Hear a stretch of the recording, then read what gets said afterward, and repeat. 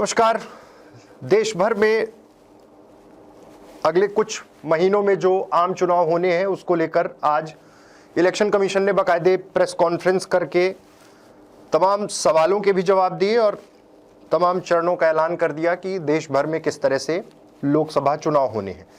सबकी निगाहें इस बात पर भी टिकी हुई थी कि आखिर ईवीएम को लेकर क्या कोई सवाल उठेगा और अगर सवाल उठता है तो उस पर क्या जवाब इलेक्शन कमीशन की ओर से आता है। आपको बता दें कि राजीव कुमार से जब ये सवाल पूछा गया, सीईसी से जब ये सवाल पूछा गया तो उन्होंने ईवीएम पर जब सवाल आया तो उन्होंने बड़े शायराना अंदाज में एक शेर सुनाया पहले और कहा कि अधूरी हसरतों का इल्जाम हर बार हम पर लगाना ठीक नहीं, वफा खुद से नहीं होती, खता ईवीएम की कहते हो। यानी साफ है, उन्होंने ईवीएम पर बड़े स्पष्ट रूप से तमाम जो पिटीशंस, जो कोर्ट के इंस्ट्रक्शंस, जो कोर्ट ने समय समय पर ऑर्डर दिए हैं, जो जुर्माने लगाए हैं, सारी बातों का जिक्र किया और बताया कि ईवीएम पर किसी भी तरह का संदेह नहीं है।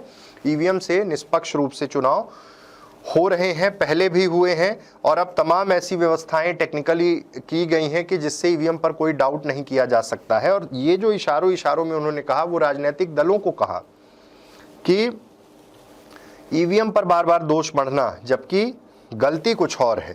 इसके पहले पूरी प्रेस कॉन्फ्रेंस के दौरान उन्होंने राजनीतिक दलों पर भी कटाक्ष किया और कहा कि दुश्मनी जमकर करो लेकिन ये गुंजाइश रहे जब भी हम दोस्त हो जाएं तो शर्मिंदा ना हो। और उन्होंने ये भी कहा कि आजकल जल्दी जल्दी दोस्त और दुश्मन बनने की प्रक्रिया थोड़ा ज़्यादा तेज चल रही है, तो पार्टियां इतना गंदा ना बोलें कि वो एक दूसरे के दुश्मन बन जाए और आगे कुछ ना हो।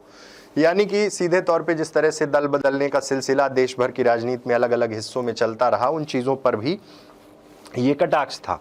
मध्य प्रदेश में इलेक्शन कमीशन ने तमाम तैयारियां कर ली हैं। मध्य प्रदेश में जिस तरह से वोटिंग में तमाम जो व्यवस्थाएं हैं उसको लेकर पहले ही तमाम एक्सरसाइज हो चुकी हैं और उसी के तहत ये चुनाव होने जा रहे हैं और इन चुनावों को लेकर अब तस्वीरें लगभग साफ हो चुकी हैं।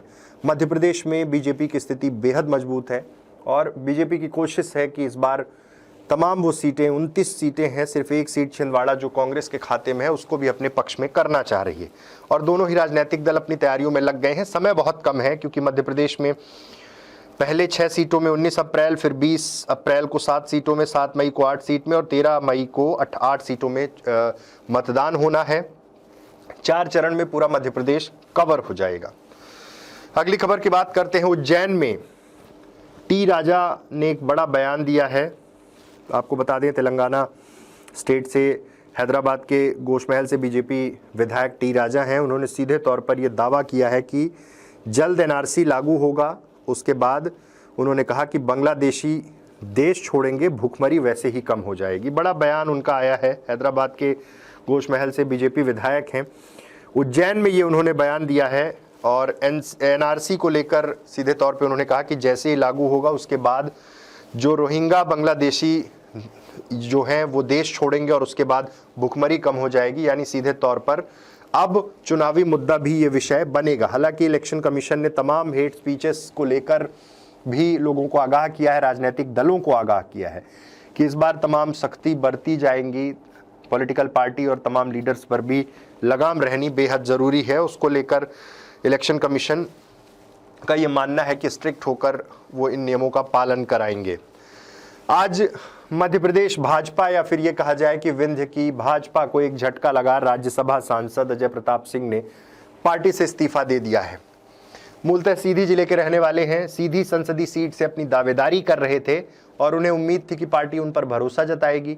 पार्टी ने वहां से डॉक्टर राजेश मिश्रा को टिकट दे दिया और जैसे ही ये टिकट अनाउंस हुआ तब से ही ये चर्चाएं थी कि जब डॉक्टर राजेश मिश्रा को प्रत्याशी बना दिया गया है कि अब कुछ बड़ा कदम उठा सकते हैं। 15 दिन बचे हुए थे राज्यसभा के कार्यकाल को, उसके पहले अजय प्रताप सिंह ने इस्तीफा दे दिया। संगठन में अच्छा खासा काम किया है भाजपा के और लंबे समय तक कार्यालय में महत्वपूर्ण जिम्मेदारियां निभाई है, प्रदेश स्तर पर जिम्मेदारियां निभाई हैं। 2018 में उन्हें राज्यसभा भेजा गया, लेकिन अब उन्होंने कहा कि राजनीति मेरे लिए सेवा का माध्यम है, मैं जिन विषयों को उठाता रहा हूं और अब मैं यहाँ भाजपा में नहीं रह सकता हूं। और सीधे तौर पे उन्होंने अपना इस्तीफा राष्ट्रीय अध्यक्ष, प्रदेश अध्यक्ष को भेज दिया और ये भी कहा मेरी अभी किसी भी पार्टी में जाने की या चुनाव लड़ने की इच्छा नहीं है।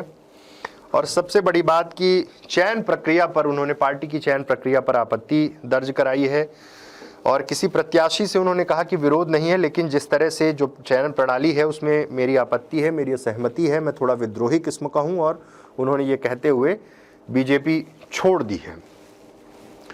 सोशल मीडिया में लगाम की बात हो रही थी, लेकिन राजनीतिक दल के तमाम वो लीडर्स, अलग अलग जगह के कैंडिडेट्स समय समय पर कुछ ऐसे बोलते आए हैं जो कहीं ना कहीं समाज में सही प्रभाव नहीं डालते। अब एक वीडियो सोशल मीडिया में तेजी से वायरल हो रहा वीडियो है सतना से सांसद और वर्तमान प्रत्याशी गणेश सिंह का, जिसमें वो कार्यकर्ताओं की एक बैठक में साम दाम दंड भेद, शस्त्र अस्त्र शस्त्र सब का जिक्र कर रहे हैं कि हमें अपना बूथ जीतना है, प्रधानमंत्री नरेंद्र मोदी को फिर से प्रधानमंत्री बनाना है, इसके लिए हमें साम दाम दंड भेद अस्त्र शस्त्र जिस तरह से भी हो सके वो इस्तेमाल करके हमें अपना बूथ जीतना है।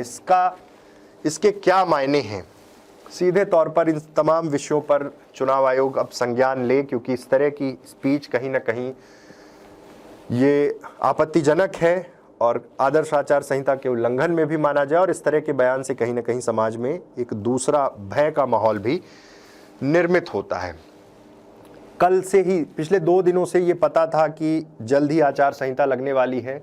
धड़ाधड़ पूरे प्रदेश में ट्रांसफर चल रहे थे, अलग अलग जगह आईएएस, आईपीएस, जिला पंचायत, एसडीएम, डिप्टी कलेक्टर, सबके ट्रांसफर लगातार हो रहे थे। फाइलें, काम, अप्रूवल, शिलान्यास, भूमि पूजन युद्ध स्तर पर पिछले 3 दिन से, जिस तरह से 3 दिन से कहा जाए या फिर इस महीने जिस तरह से चला है, लेकिन पिछले 24 घंटे जिस तरह से रहे हैं, साफ हो गया था जब इलेक्शन कमीशन ने कहा था कि आज प्रेस कॉन्फ्रेंस है, मतलब आचार संहिता लग जाती।